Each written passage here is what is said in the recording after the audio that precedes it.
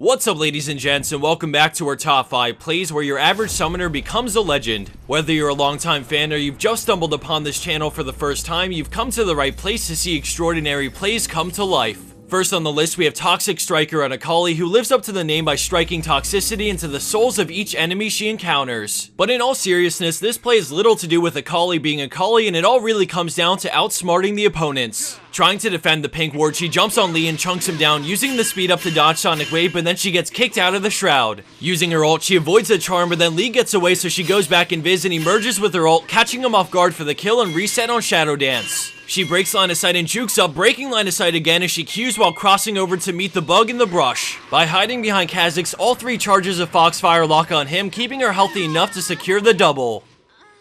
Moving along into our number 4 spot, we have Hades under God on Rumble with a huge play from the little guy. Blue team is shoving down mid lane and hopes to regain vision of the dragon area, but then the friendly Annie gets charmed and the fight erupts. Rumble falls back, but watch carefully as Orianna sends the ball in, catching 4 enemy players with Shockwave, which sets up the equalizer directly on them. Despite the 4v5, Flamespitter melts their HP and then he harpoons down Lucian, and now all of a sudden the tables have turned and only 2 champions remain on red team. With Ignite on Malphite, Rumble is easily able to take him down as Jinx makes good on Nari for the ace.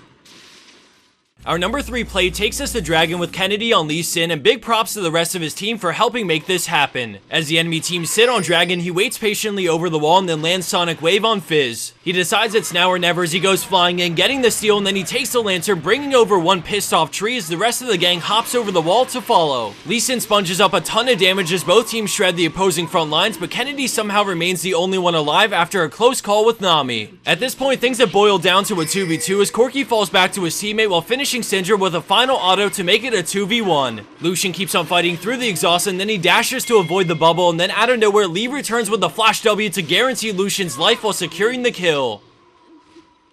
Landing in at second place, we have UG1 UK on Zed, but just like in our last play and many other plays we featured, this couldn't have been done alone. So in the beginning of this play, there are a few things I want you to notice. For starters, despite the kills Zed just got on Rengar, red team has a pretty massive lead in gold, and blue team's AD carry Quinn is extremely behind, making a full team fight not really an option. Since they have top and hip going for them, Zed decides to continue split pushing, and then the enemy team realize they have a creep wave pushing into their base, so they instantly start to recall. Kha'Zix jumps in as the rest of his team follows, putting pressure and forcing them to stick around to fight. Because they're in a 3v4 and the enemy team is fed, they quickly start to lose, and in a matter of seconds, red team is back to pushing mid. They figure they have the tier 3 tower and then the 2 Nexus towers, so Rengar will respond to stop Zed and they can win right here because everyone else is dead. Huge mistake. The first tower falls way faster than expected, and then they realize they have to recall, so now all eyes go to Zed with Rengar about to respawn. The Nexus gets down to about 50% as Rengar ults in, forcing Zed to ult as well, but then he swaps out, and then at the last possible second he swaps back in to avoid the bubble and Jace's Q, winning them the game.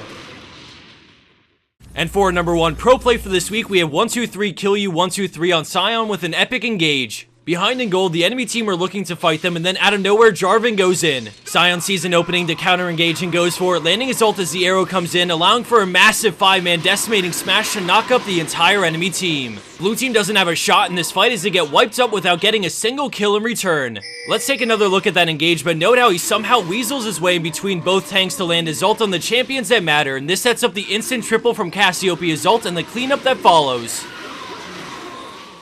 And for the bonus clip of the week, we have Lollyzor on Syndra, who rides the Thresh Express for the freebie. As this plays on, we have 5 free skill capped accounts to give out, and all you have to do to enter this giveaway is to drop a comment with your favorite play of this year. I know that might be a pretty hard one to pinpoint down, but I'm really interested to see what you guys think. I don't need summoner names or regions or anything like that because the winners get private messaged on YouTube, so all you have to include in your comment is what episode it's from and which play. For those wondering what exactly a skill capped account gets you, I put together a quick video that shows some of the features a full access account has to offer. In this example, directly from their site, I'm looking at a video guide from Pants Are Dragons, which is a well-respected challenger player, and he's breaking down what your goals are as Rengar throughout all stages of the game. Obviously you can't hear him, but he's going over each of these talking points, and then he follows it up with a bunch of in-game examples showcasing what he just spoke about. So not only do you get to hear him explain the theory, but you also get to see it in action, and that's something that really helps me digest the information. It's one thing to be able to read a guide 20 times, but to be able to see each thing broken down is a huge edge when it comes to really learning the content. Although I can't show much more, you can see the next section on Rengar goes really in depth on all the different combos, and again, it shows examples of when each combo is actually applied in a real game. You feel like you're getting a private coaching lesson from a Diamond 1 or Challenger player, and it's really cheap to sign up, so I definitely recommend giving it a shot. If you want to find out more or sign up, then head over to the description box or click on this annotation to go directly there. Thanks for watching, everyone. Don't forget to drop that comment for the giveaway, and I'll see you back here soon for week 204 for League of Legends Top 5 Plays.